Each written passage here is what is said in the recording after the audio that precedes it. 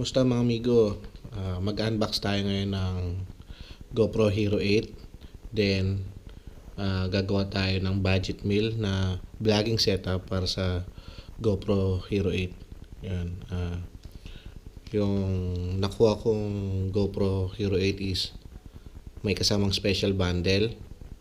Yung included sa special bundle is head strap, monopod, short, extra battery, tsaka 32 gig na memory card.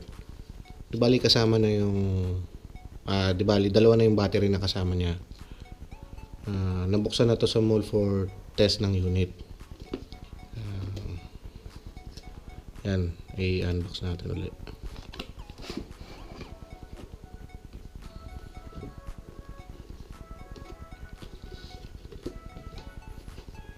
Yan. Tanggalin natin sa mount niya.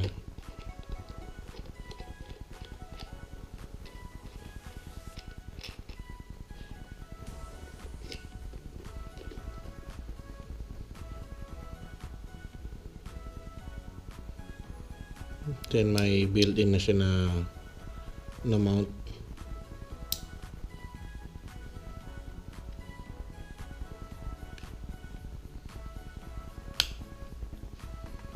Ito nakalagay yung battery niya.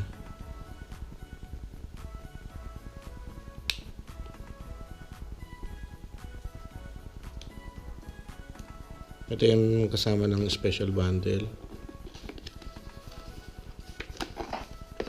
Manual. Okay.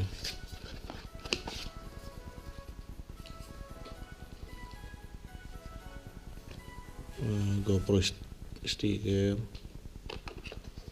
yung memory card na naka-insert na dun sa GoPro, battery,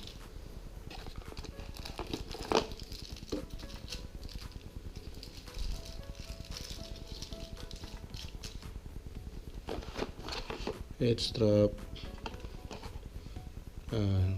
mount,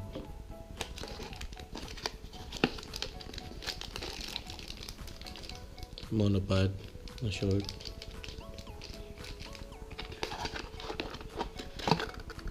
USB cable.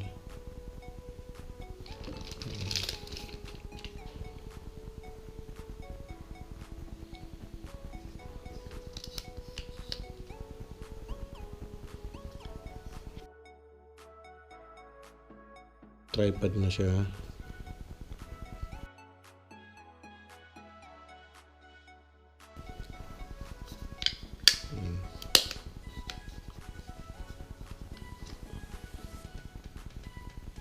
Lagyan natin yung battery.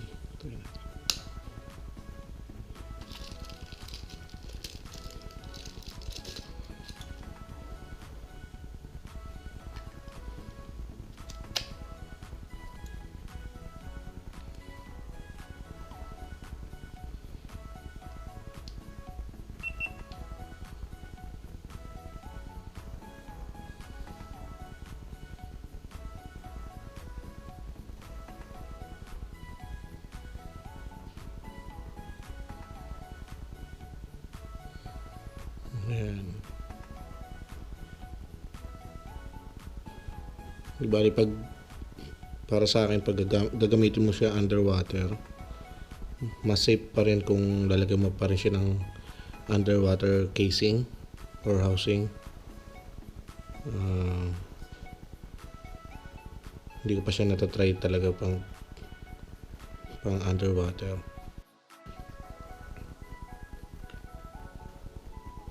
Yan.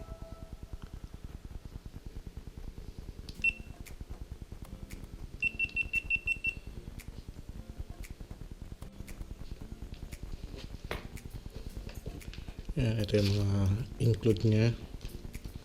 Yung head, yung unit mismo. Extra battery. Yung battery na isa naka-insert na. Mount, pwede ito sa helmet. USB cord, yung monopod, head strap, memory card.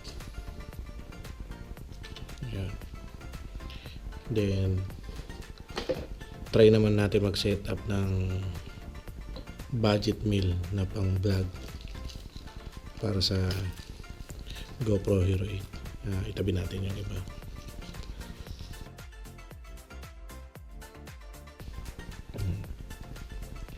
Bali, bumili ako ng microphone.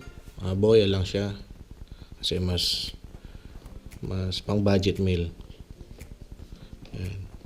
Nasa less than 1,000 lang to kaysa sa Rode microphone na 3 to 4,000 yan. Yan. Then bumili rin ako ng LED light para sa low light na video. Then 3.5 mic adapter. Ayan. 3090.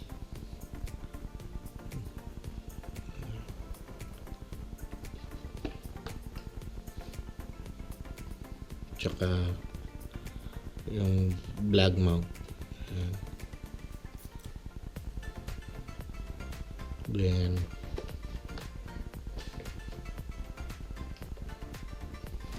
ito yung skeleton case para sa GoPro. Ayan.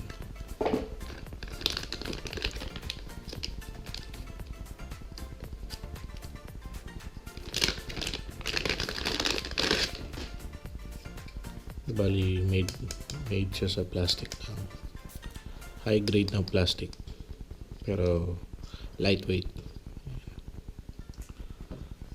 Bali slate lang yung door.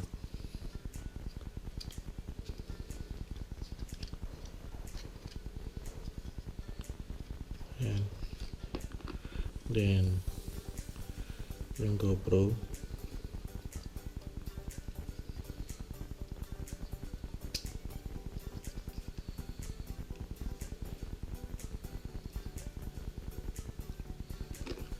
Tapos yung pinaka back cover niya is light lang.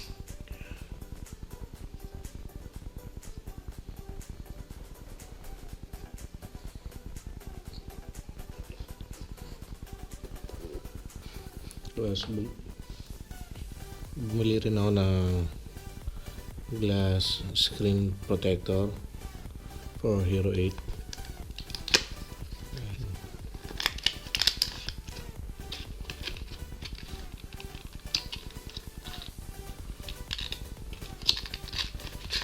Kabit natin yan.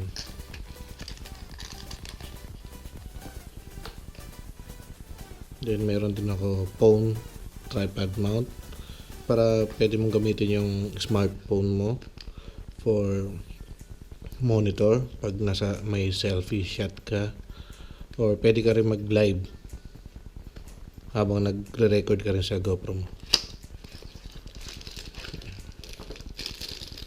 Gawa siya sa metal na solid. Medyo mabigat nga lang siya.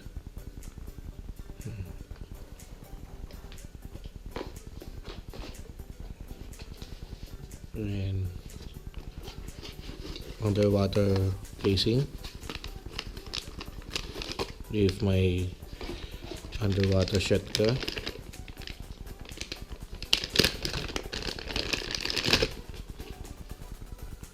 And medyo solid yung plastic niya and lightweight. Yan. Tsaka meron din siyang mga filter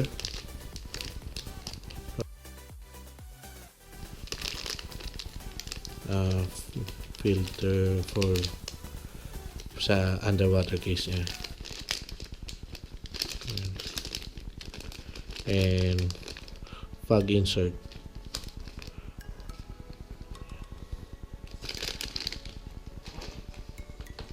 And meron din for time lapse timer.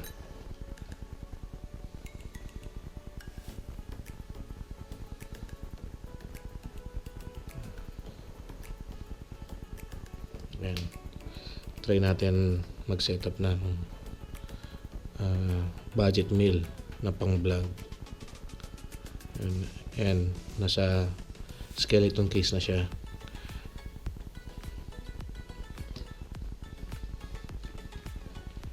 Then ito pang vlogging mount.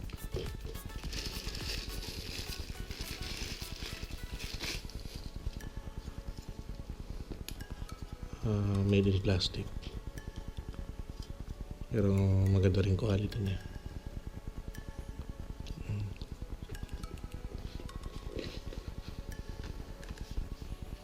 Ito yung mic adapter, Gopro mic adapter.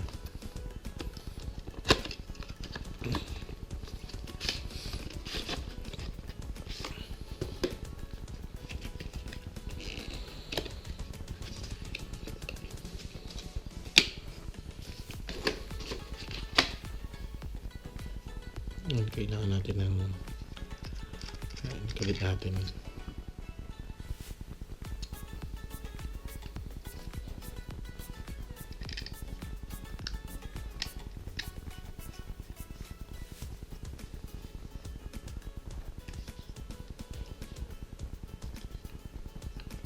Then kabit natin ito.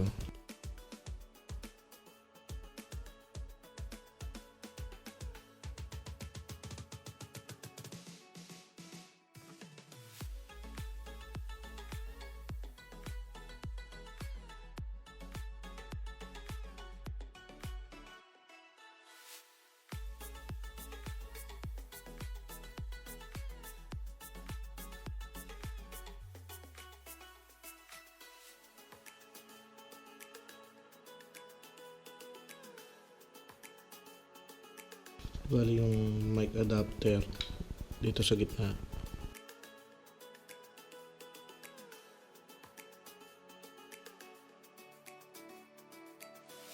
Ang disadvantage lang ng Hero 8, kailangan pag may microphone adapter ka, kailangan tatanggalin tong battery compartment para masaksak mo yung microphone adapter. Yan. Pero meron na rin nilabas si GoPro na pang vlog mode, pero I think wala pa dito sa Pilipinas, hindi pa na-release. Yan. Then LED light. Itong LED light pala, kailangan ng 2 AA battery. Yan.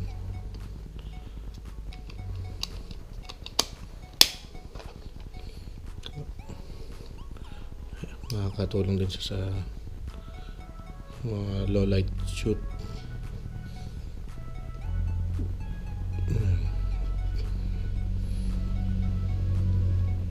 Ito ang adjustan ng napakalinaw niya.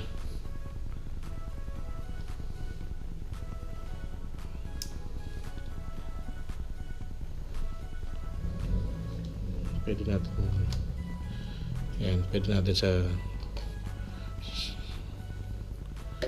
natin sa taas ilagay or sa side. Ayan.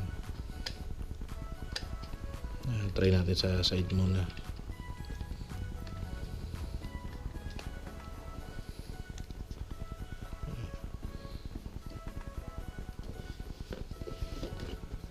Ayan. Ito naman yung Boya mic.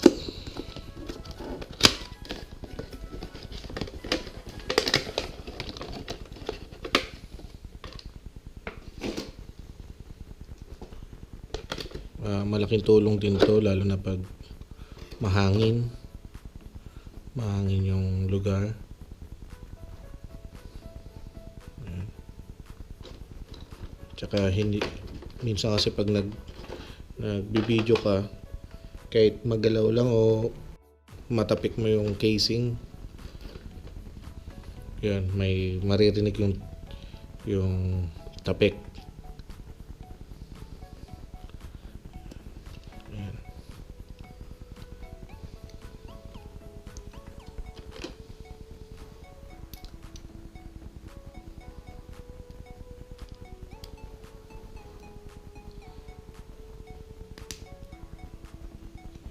Ilagay din natin sa side.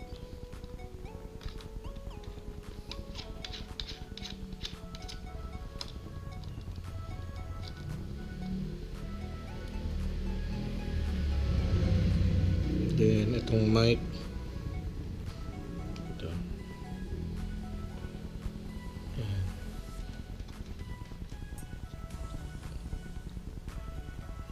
Pwede rin yung light sa taas, pero gusto kasi may monitor ka para nakikita mo yung angle ng shots. Yan mga amigo, ito yung final budget meal vlogging setup natin. Di pa kasi lumalabas dito, or pre-order pa kasi yung vlogging mode ng Hero 8. Mas compact kasi siya kasi may built-in mic na siya, tsaka may LED na rin siya, tsaka may monitor na rin siya. Yan. Yan sa budget meal mapapansin niyo medyo malapad sa kamay ko. Tsaka ang disadvantage niya, bukas yung battery compartment para masaksak natin yung mic adapter natin. Yan. Then if gusto niyo may monitor, pwede rin nyo ilagay itong phone mount para makita nyo yung angle ng shots nyo, or at the same time habang nagbablog kayo, pwede rin kayo mag live video gamit yung cellphone nyo. Yan.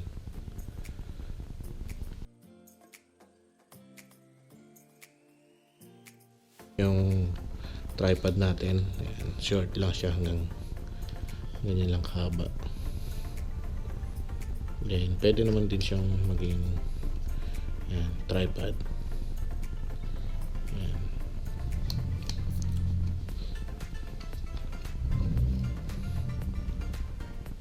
Suggest ko rin, if wala kayong extra battery, bili rin kayo ng power bank grip. Ayan. 6,800 milliamp. Ayan. Pwede rin gawing grip. At the same time, power bank na rin siya para continuous yung video nyo. Ayan mga amigo, thanks for watching. Sa susunod gagawa pa tayo mga unboxing videos. Alright, thank you.